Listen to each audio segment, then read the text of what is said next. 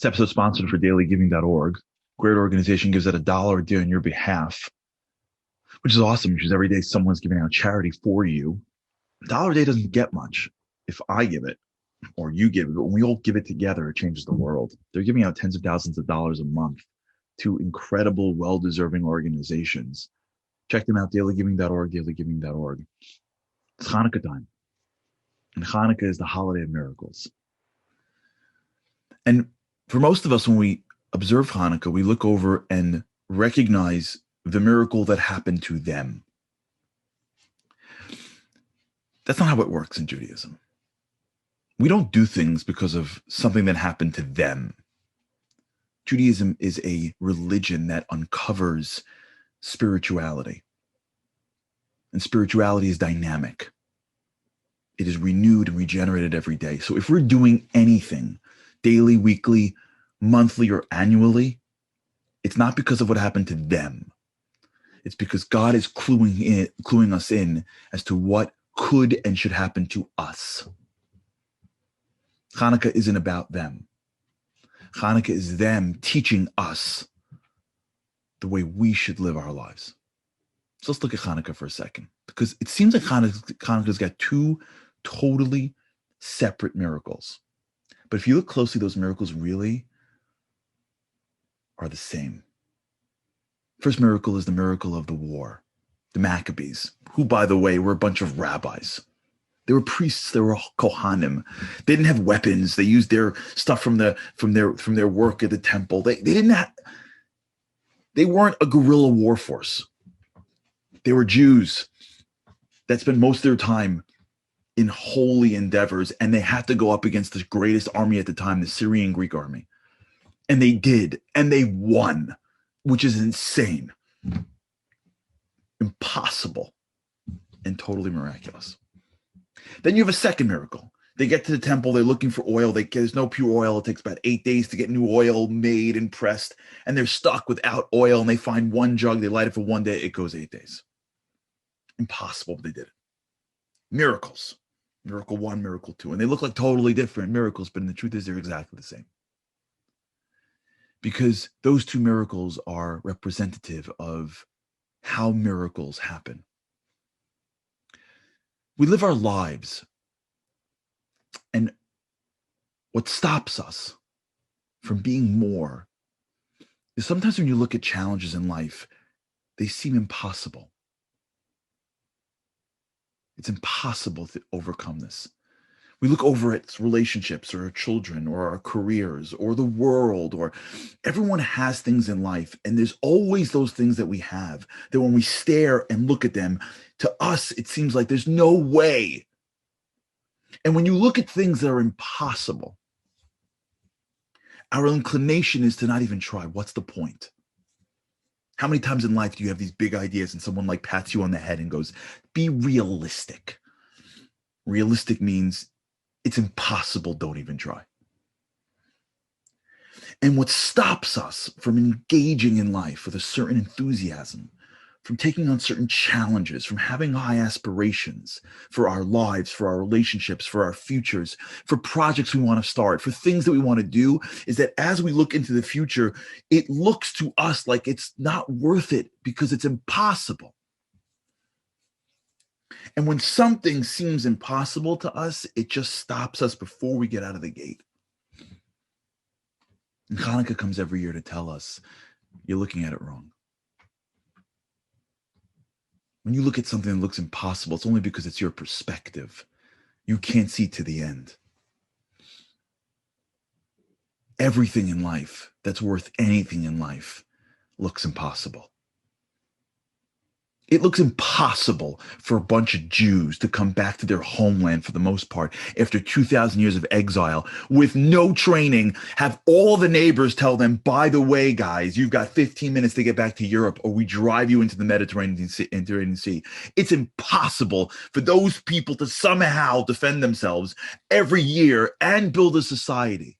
It's impossible for a nation to come out of the gas chambers, come back to their countries, and start new families and have Jewish life flourish. It's impossible to be able to have all the things that we have in this world. It's impossible to get up in the morning and have our body work in every single million of ways. It's impossible for somebody to be able to grow life out of their own stomach. It's impossible. Life, if you take a step back and realize the stuff that we think is normal really is improbability. And every single day, God looks at us and says, don't worry about what's impossible. Look around. Look at the greatest stuff in the world. When everybody started, there was somebody whispering that's impossible. But look at how the world works. You don't understand how the world works. Let me tell you my job. My job is to make it work. Let me tell you your job. Your job, God says, is to stare at things that look impossible to you. And to stop asking if you could do it. And start asking if you should do it. Because when you do things that seem totally impossible, but they're right, I take care of stuff. That's when you see miracles. Because everything around you is miracles anyways. You just get used to it. It's no greater miracle to help a war than it is to make a body healthy. You just got used to the body.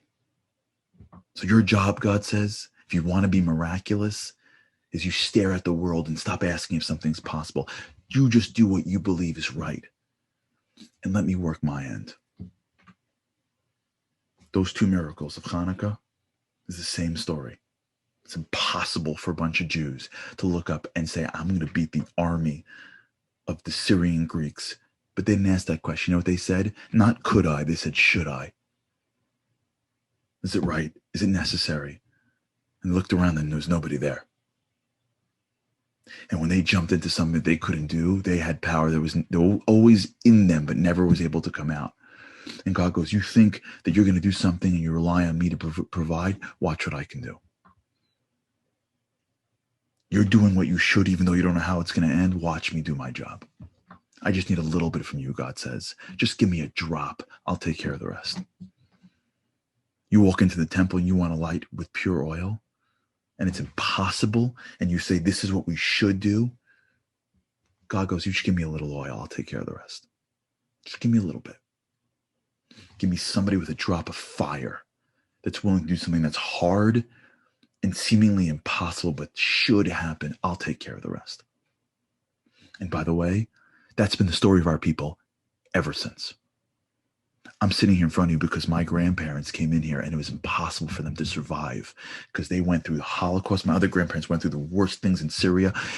We're talking about people that went through the depths of hell. It was impossible for them, but they kept on pushing. This nation is built of a few people that look at impossible circumstances and says, it's okay. I'll do my job and let God do his. Our lives are filled with circumstances that seem improbable to impossible. Our relationships, the way we raise our children, the challenges in front of us, they all can seem impossible. We don't see how it's going to end. And God goes, no, that's my job. Let me tell you your job. Wake up every morning and do the best you can. Never give up. Never think you can see to the end because you don't have that view. Don't ask if you could. Ask if you should.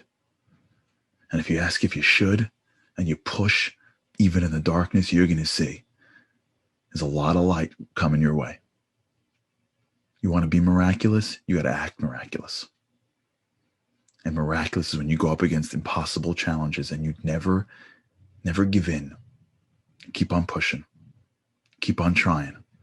Because you know that at some point, even the impossible is possible. As David Ben-Gurion, first Prime Minister of Israel, said, a realist, someone who believes in miracles is a realist. That was the world that we lived in and live in. My blessing this Hanukkah is that when we look at those candles and we see those stories, we realize that that's not a story for them. It's a story for us. Every one of us has the Syrian Greek army in some ways. Every one of us are staring at something that can't possibly happen. And God says, you just fight. You're just light. And I'll show you what I can do. Happy Hanukkah.